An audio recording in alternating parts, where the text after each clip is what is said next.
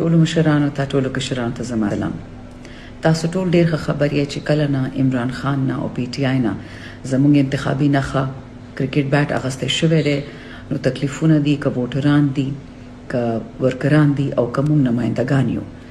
پرون مراد سعید چې دی په ټویټر باندې خپل علاقې ټولو نمایندګانو نومونه نشر کړل چې خلکو ته څه تکلیف ونه شي.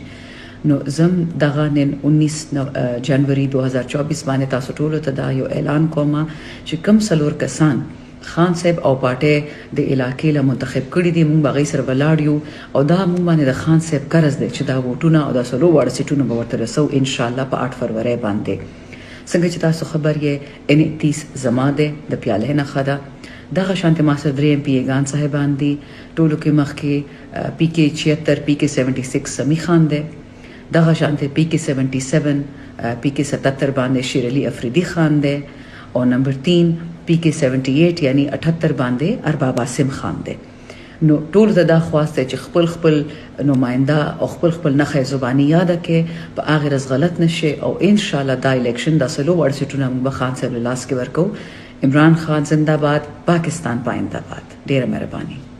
کرکټ بیټ اغسته شوی دی، نو تکلیفونه دي، که ووټران دي، که ورکران دي او که موږ نمایندګان یو.